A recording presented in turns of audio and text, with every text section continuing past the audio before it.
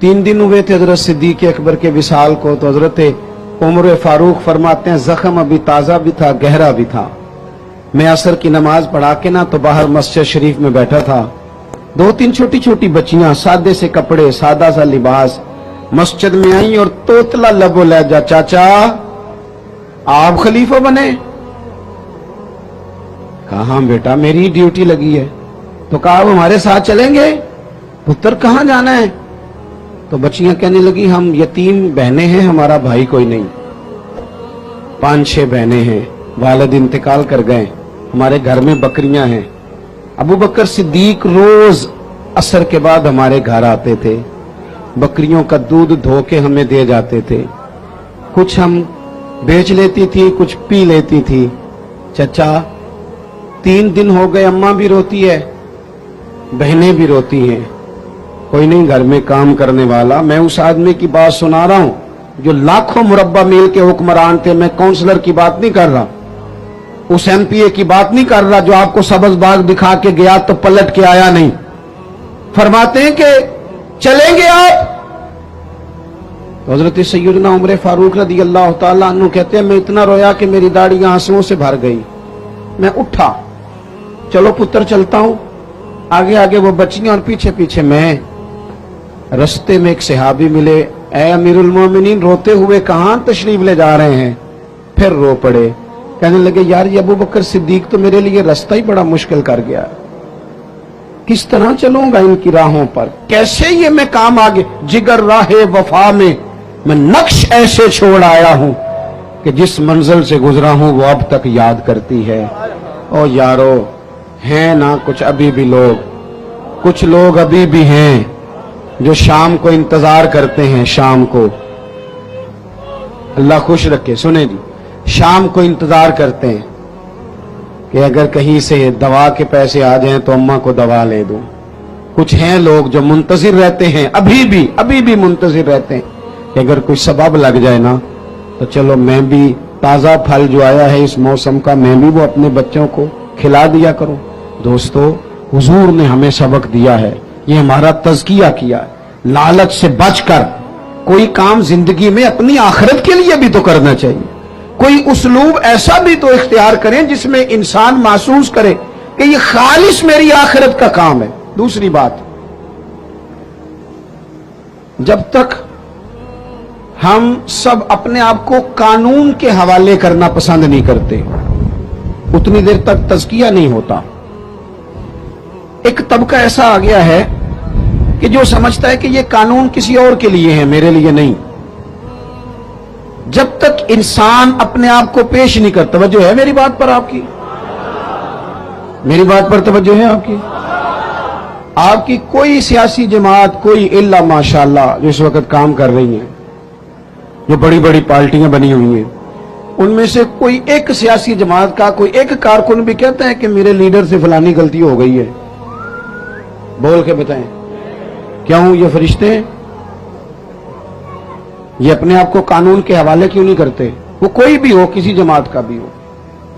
जब ये 3-4 साल पहले हुकूमत आई थी तो एक साहब मेरे पास बड़े दौड़े दौड़े आए, कहने लगे तब्दीली आ गई है मुल्क में। तो मैंने कहा नंबर प्लेटें बदलने से तो तब्दीली नहीं ना आती, इंजन तो सारा वही है, बंदे वही हैं, वो सिर्फ जमातों का लेबल बदल बदल के आ जाते हैं। क्या बात करते हैं आप? इस तरह भी कभी होता है? उन्हें जी अब आ जाएगी, तो मैंने कहा ये नहीं आएगी इसलिए कि वुजू करने के लिए निरा पानी होना शर्त नहीं, पाक पानी होना शर्त है।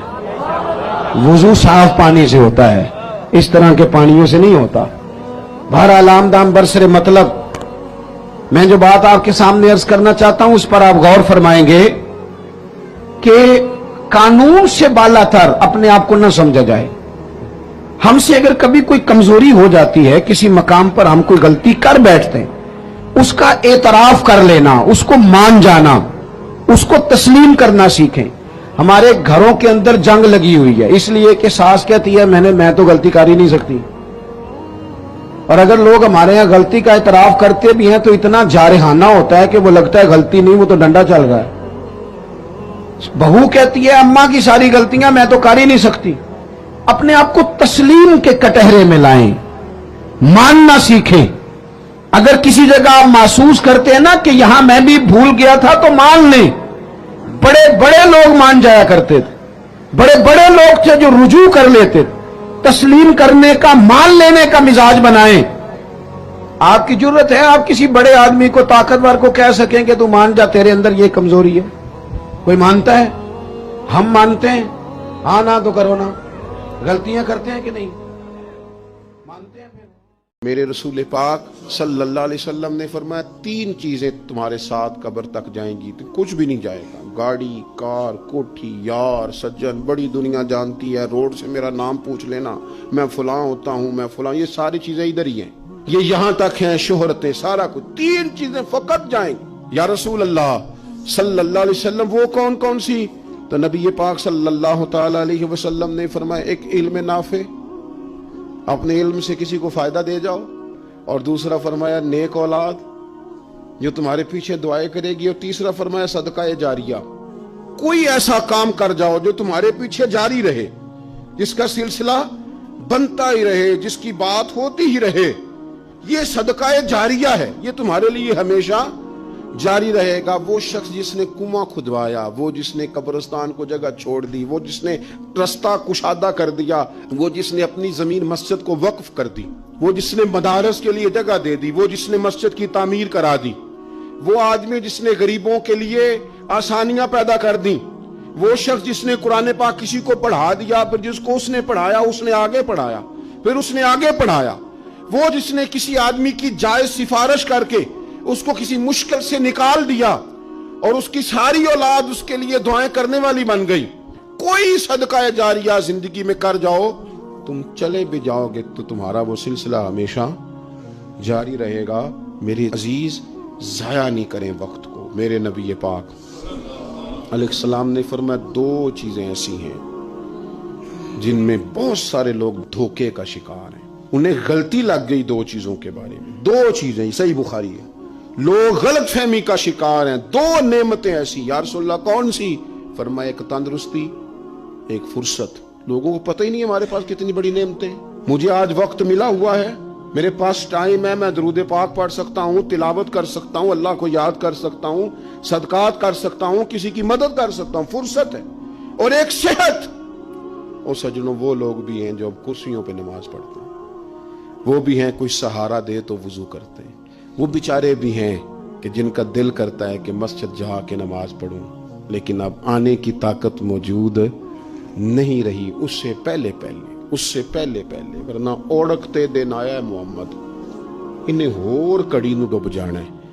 अपनी डायरी को खोल लें, अपनी तरजीहात तय कर लें, तसलसल से उस पर मेहनत करें, तसलसल से उस पर मेहनत करें, तसलसल से। यार कुछ नहीं ना कर सकते तो बुखारी मुस्लिम में हदीस है, मेरे रसूल पाक अलैहिस्सलाम ने फरमाया, एक ताजर का ज़ौक बन गया था।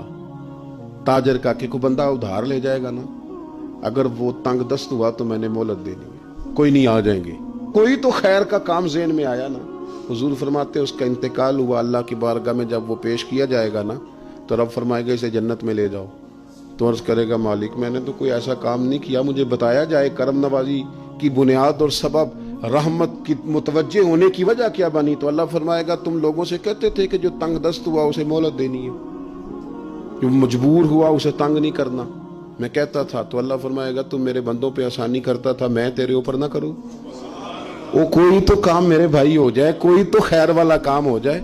वक्त नहीं जाया करना, कुछ ना कुछ करते रहें, कुछ ना कुछ जद्दोजहद करते रहें। कोई ना कोई काम, जो मुसाफिर चल पड़ता है ना उसको मंजिल भी मिल ही जाती है, लेकिन जो सफ़र शुरू ना करे उसकी मंजिल कभी करीब नहीं आती। आए तो सही ना, मंजिल की तरफ रास्ता तो इख्तियार करें। अल्लाह बड़ा करीम है। वो भी एक शख्स था जो तौबा करने नेक लोगों की तरफ चला तो गया था, पहुंच नहीं सका, मौत का वक्त आया तो रब ने फरमाया चलो निकल पड़ा था ना, मैंने अपने फजल से माफ कर दिया। कोई ऐसा सिलसिला तो हो ना, निकल तो पड़ा है ना, चलो निकलने पे अल्लाह ने माफ कर दिया।